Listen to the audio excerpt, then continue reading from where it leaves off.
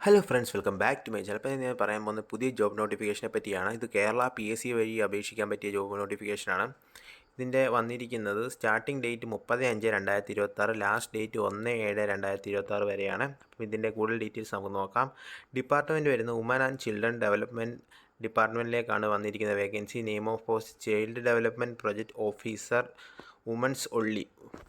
വുമൻസിന് മാത്രമേ അപേക്ഷിക്കാൻ പറ്റത്തുള്ളൂ. അപ്പോൾ ഇതിൻ്റെ സാലറി പാക്കേജ് പറയുന്നത് 50,200 മുതൽ 1,05,300 രൂപ വരെയാണ് പറയുന്നത്. അപ്പം number of vacancy anticipated vacancies ആണ് പറഞ്ഞിരിക്കുന്നത്. അപ്പോൾ ഇത് കേരള PSCയുടെ ഒഫീഷ്യൽ വെബ്സൈറ്റിലൂടെയാണ് അപേക്ഷിക്കേണ്ടത്. Method of appointment direct recruitment ആണ് ഫ്രം ഫീമെയിൽ കാൻഡിഡേറ്റ് ഉള്ളി.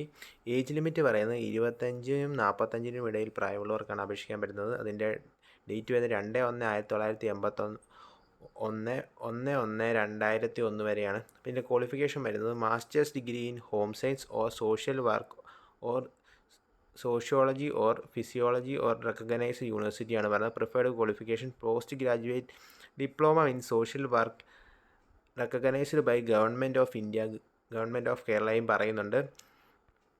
എൻ്റെ കൂടുതൽ ഡീറ്റെയിൽസ് അവിടെ കൊടുത്തിരിക്കുന്നത്. അപ്പം വിമൻസ് കാൻഡിഡേറ്റ് അപേക്ഷിക്കാൻ പറ്റുന്നവരെല്ലാവരും അപേക്ഷിക്കുക.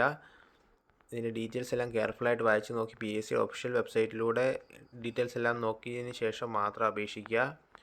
Thank you for watching my videos. Please like and subscribe my channel.